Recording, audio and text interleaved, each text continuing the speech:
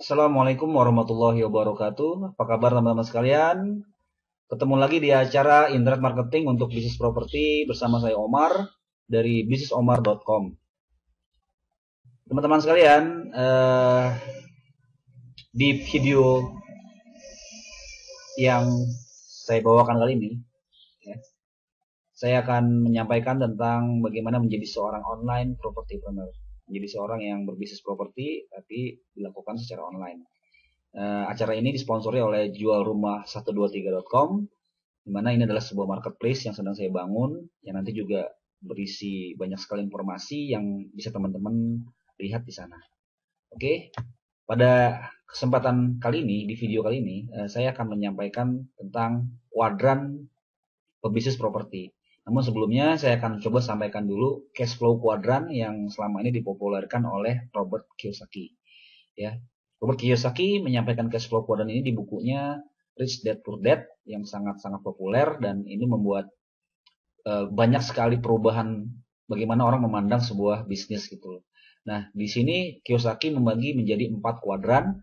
Yang pertama adalah sebagai employee, kuadran employee atau kuadran sebagai seorang karyawan di situ, lalu menjadi kuadran self employee, ya. Bagaimana kita mempekerjakan diri kita sendiri, berbisnis sendiri gitu ya. Lalu menjadi business owner, ya, di kuadran ketiga, ya, itu ketika kita sudah memiliki sebuah sistem, ya, bisnisnya memiliki sistem, memiliki struktur, memiliki SOP, memiliki karyawan yang banyak, lalu juga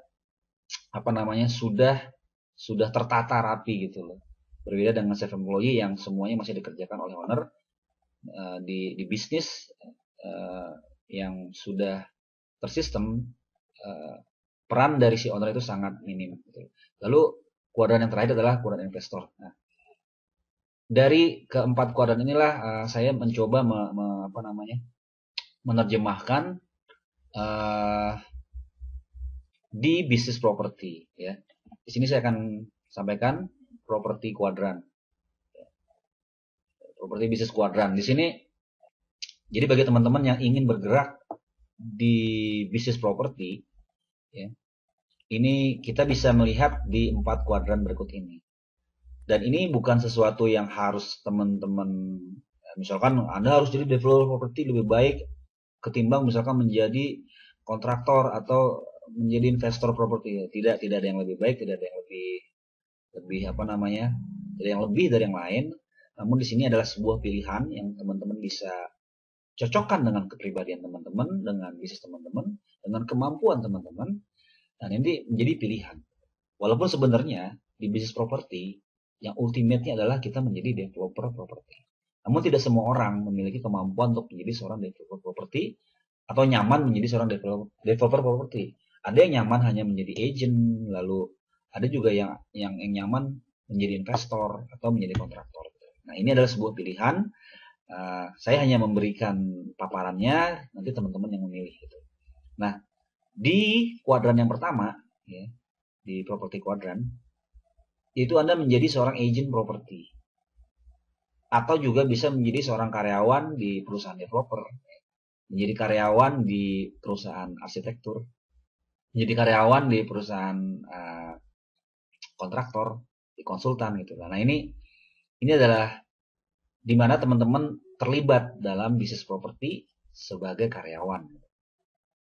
Agent pun posisinya walaupun dia independen, dia sebagai independent staff gitu loh, atau independent employee yang dia tidak terikat dengan waktu kerjanya, karena dia bebas pergi ke sana ke sini gitu. Karena seorang agent atau sales atau marketing itu ya dia biasanya tidak terikat dengan waktu kerja gitu. Nah, disinilah posisi teman-teman bisa menjadi sebagai seorang agent. Tapi perlu diingat, banyak juga agent yang kaya loh, gitu loh. Dengan cara-cara tertentu, dengan strategi tertentu, dengan kerja keras yang dilakukan, seorang agent properti pun bisa menjadi seorang yang kaya raya. Gitu. Nah, nanti kita hubungkan dengan yang lainnya. Gitu. Lalu yang kuadran yang kedua adalah Anda menjadi seorang kontraktor atau konsultan perencana sebagai prinsipal dari broker agent gitu, itu juga bisa teman-teman lakukan. Teman-teman punya modal, bangun bisnisnya, ya kan. Tapi mungkin kalau di kontraktor, bisnis yang dilakukan adalah lebih kepada self employee. Kenapa? Karena salah satu karakteristik bisnis kontraktor adalah owner itu sangat-sangat dominan sekali karena bisnis kepercayaan, dan biasanya customer itu memegang sekali kepercayaan terhadap pimpinan dari kontraktornya atau konsultannya. Nah inilah. Lalu berikutnya adalah menjadi developer properti. Ini developer properti ini bisa dibilang ultimate-nya dari bisnis properti. Kenapa? Karena disinilah dibutuhkan satu sistem yang sangat rapi.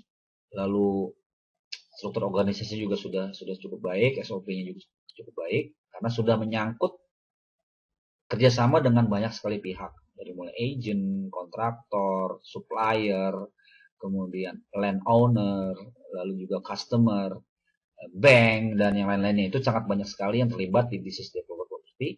Nah, ini yang makanya saya bisa katakan ini merangkum semua bisnis properti di dalam satu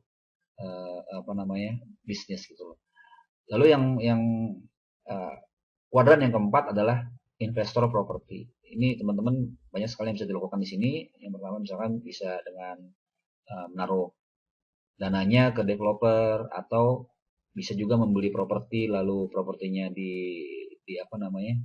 disimpan dulu lalu nanti dijual atau disewakan gitu. Banyak sekali juga bentuk-bentuk dari investor properti. Nah, pada video kali ini saya hanya memaparkan keempat kuadran ini gitu ya. Nanti di video berikutnya saya akan jelaskan lebih detail lagi dari masing-masing kuadran. Oke teman-teman, video singkat ini saya cukupi dulu, mudah-mudahan bermanfaat. Jangan lupa like, comment, dan share. Dan saya juga butuh masukan dari teman-teman bagaimana sebenarnya video ini bisa bermanfaat atau tidak. Atau mungkin bermanfaat sih, atau mungkin butuh perbaikan-perbaikan ke depannya. Oke. Terima kasih teman-teman atas perhatiannya, semoga bermanfaat. Wassalamualaikum warahmatullahi wabarakatuh.